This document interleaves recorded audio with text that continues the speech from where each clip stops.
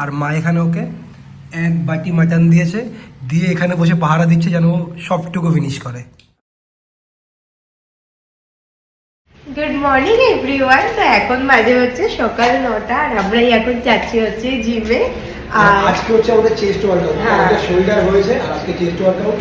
আর ও তো recent gym join করেছে, but বিশ্বাস করো ওর এখন জিমের প্রতি ক্রেজ আমার থেকে অনেক বেশি। মানে সকালবেলা ঘুম থেকে উঠে আমাকে কল করা শুরু করে দেয়, কখন আসছে কখন আসছে কখন আসছে। না সেটা না, এখন বেশ ভালো লাগে, মানে হয় না জিনিসটা এনজয় করে করা, তো ঠিক সেই রকম। আমি ঘুরি পড়িনি, ভালো হয়েছে ঘড়ি, দেখি ব্যাগে মনে হয় ঘুরি আছে, দেখছি ভালো হয়েছে ঘড়ি, না আনলেই ভালো হবে।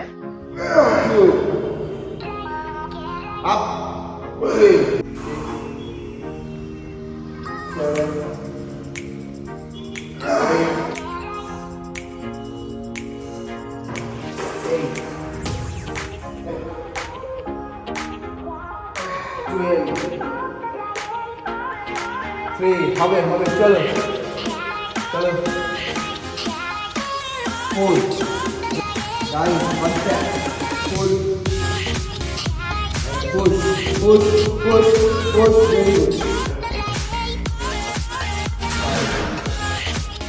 তো আমাদের ওয়ার্কআউট ডান, আর আমি আজকে ঘড়ি পরিনি বলে আর একজন বিশাল হ্যাপি, কারণ ও না রোজ বলছে যে স্মার্ট ওয়াচ কিনবে, বাট আমি ওকে কিনতে দিচ্ছি না। আমি বললাম ওর এই সরু রিস্ট স্মার্ট ওয়াচ খুব একটা ভালো লাগবে না। আমার পুরো ভালো লাগবে না, আমি ওর ওয়াচ করে ওকে 10 বার দেখিয়েছি, বাট আমি যখনই বলি আমি একটা অর্ডার দেবো বা কিনবো, সাথে সাথে কিনিস না, আমি ভাবি না আমি বলি যে তুমি অন্য ঘড়ি কেনো, মানে অন্য ঘড়ি কালেকশন বাড়াও, বাট স্মার্ট ওয়াচ আমার পার্সোনালি মনে হয় ওর হাতে খুব একটা ভালো লাগবে না। ভালো লাগবে। আর এবার ম্যাডামের বক্তব্য হচ্ছে ও যদি স্মার্ট ওয়াচ না কিনতে পারে তাহলে আমিও স্মার্ট ওয়াচ পরতে পারবো না। আমার সারাদিন লাগবে না, আমার জিমে যাওয়ার সময় আমার স্মার্ট ওয়াচ লাগবে, যেটা ও আমায় কিনতে দিচ্ছে না। তো এবার যাবো একটু পার্লারে, কারণ হেয়ার কাট করানোর আছে, আর চুলটা না ভীষণ বড় হয়ে গেছে আর একদম কাটানোর টাইম হচ্ছে না। আর আজকে বাড়ি যাওয়ার আগে হাতে একটু টাইম আছে, ভাবলাম হেয়ার কাটটা একবারে করিয়ে নিই। আর আমি ভাবলাম ও যখন হেয়ার কাট করাতে যাচ্ছে আমিও হেয়ার ওয়াশটা করিয়েছি, কারণ এই শীতের মধ্যে না কি হয়, মানে শ্যাম্পু দিয়ে স্নান করতে গেলে পুরো ঠান্ডা লেগে যায়, এত কঠিন হয়ে যায়। তো ভাবলাম ভালোই হয়েছে, আমি একবারে হেয়ার ওয়াশটাও করিয়ে নেবো। তো চলো চলো।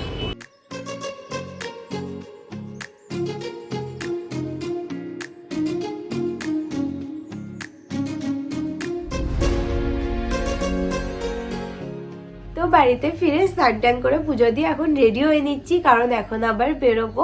আর এখন যাবো হচ্ছে গৌরবদের বাড়িতে, কারণ আজকে গৌরবদের বাড়িতে আমার লাঞ্চে নেমন্তন্ন আছে। তো আন্টি আমায় ফোন করে আজকে লাঞ্চে নেমন্তন্ন করেছে আন্টিদের বাড়িতে, তো সেই কারণেই এখন যাব। বাট আমার যাওয়ার কথা 2টোর মধ্যে, আর এখন অলমোস্ট 2টো বাজে আর এখনো আমার রেডি হওয়া বাকি। তো আমি এখন ফটাফট রেডি হবো, কারণ আমার যেতে 30 মিনিটস মতো তো লাগবেই।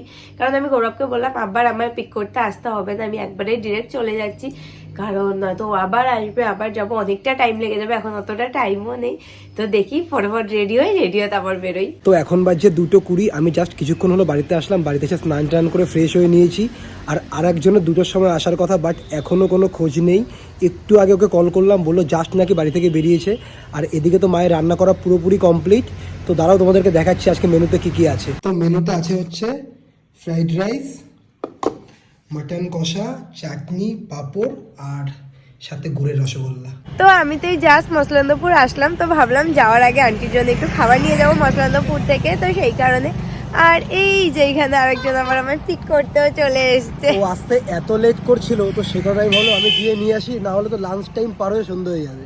মোটেও না, আমি লেট করিনি, বাড়িতে গিয়ে একটা টাইম তো লাগবে, তারপর আমি তাড়াহুড়ো করে বেরিয়েছি, বেরিয়ে বাস পাচ্ছি না, তখন কোনো ট্রেনের টাইমও নেই, তো এই সেই কারণে বলি কারণে। স্কুটি কেন, আমার কথা শোনে না।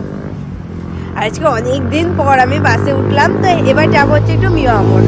আমি তো এসেই খেতে বসে গেছি, কারণ প্রচুর খিদে পেয়ে গেছিল। আর এখানে দেখো কত রকম খাবার দাবার সাজানো।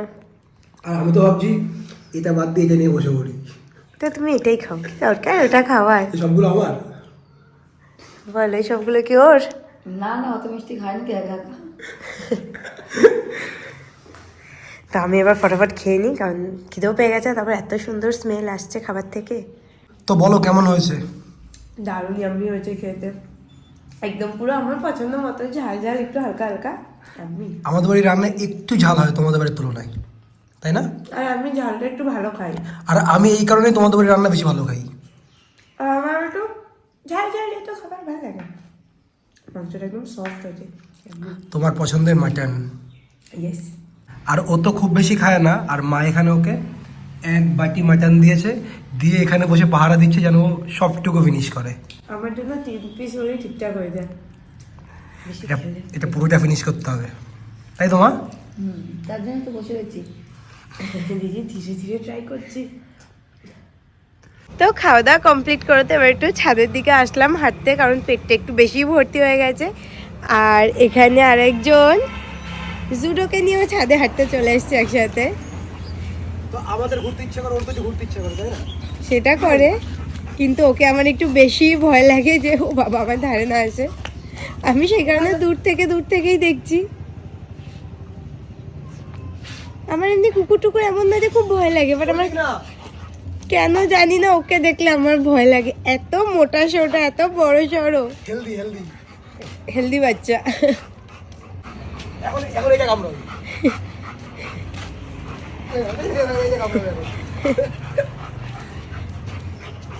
এখন এটা ছিড়ে দেবে। এই ছাড়ো ছাড়ো ছাড়ো, না না না না,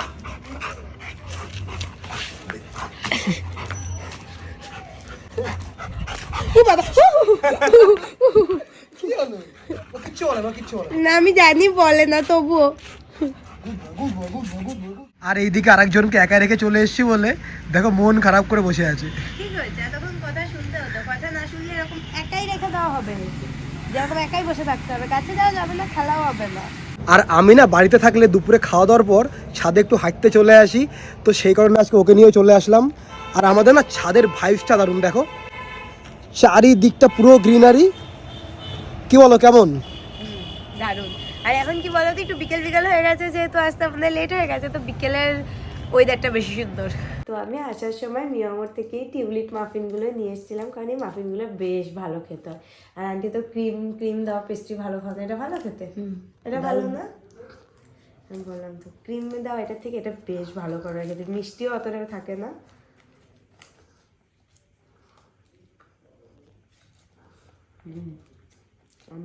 তুমি খাবে না? ও আজকে আমাদের বাড়িতে নিমন্ত্রণ খেতে এসছে, বাট আমার জন্য মানে আমার পছন্দ মতো কোনো কিছু আনেনি। এটা কি মানা যায়? তুমি খেলে তো তোমার পছন্দের নলেন গুড়ের রসগোল্লা। সেটা তো আমি এনেছি। তুমি এনেছো, তুমি খেয়েছো, আর কি তো হলো।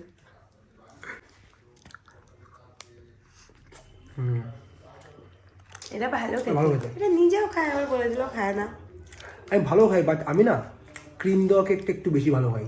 আর আরেকজন টিউলিপ মাফিনের সাথে স্যান্ডউইচও এনেছিল খাওয়ার জন্য, বাট ওই বেলায় লাঞ্চ করার পর না কারোর পেটে এখন আর একটুও জায়গা নেই, তো এটা এখন এরকমই ধরা থাকছে।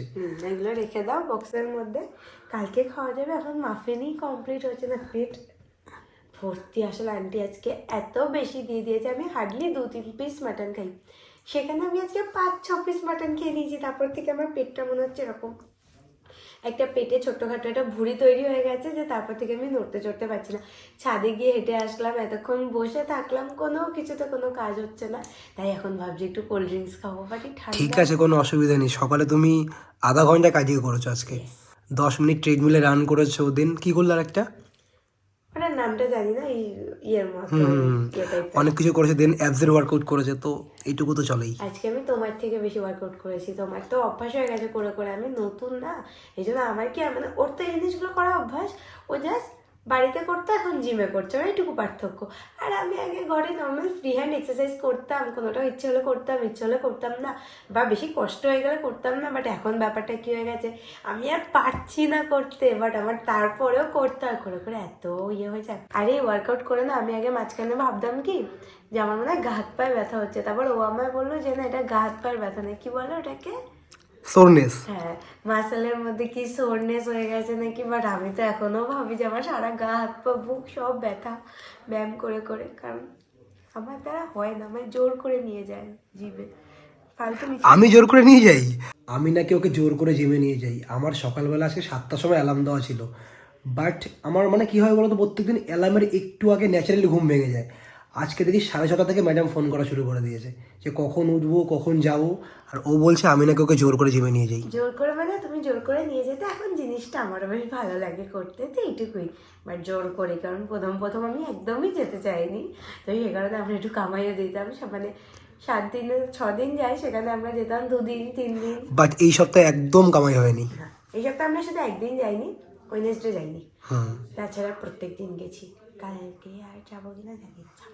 ও আজকে জিম থেকে বেরিয়ে আমাকে বলছে কালকে আর জিমে যাবো না, একবার আবার মঞ্চে থেকে যাবো। এই কদিন আবার ছুটি। তো এখন বাজছে 8:30 আর এই জাস্ট বেরোচ্ছি। আর ওই যে ওখানে মার সাথে গল্প করছে, মানে সারাদিন এত গল্প করেছে, এখন এদের গল্প শেষ হয় না।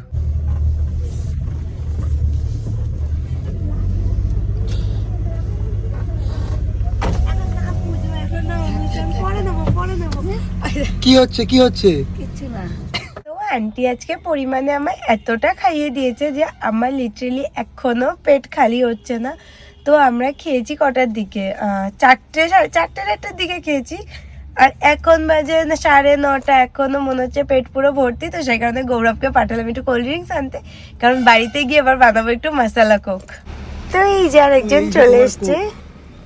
বাট বড় বোতল নেই, ছোটটাতেই হয়ে যাবে, শীতকাল না বেশি লাগে না। আর স্টোরের ওরাও তো আমাদেরকে চেনে, তো জিজ্ঞাসা করছে শীতকালে কোক কে খাবে। বলবে আমরা খাবো। এই নাও মশলা কোক রেডি, ট্রাই করে দেখো। 2 মিনিটে মশলা কোক রেডি। হ্যাঁ,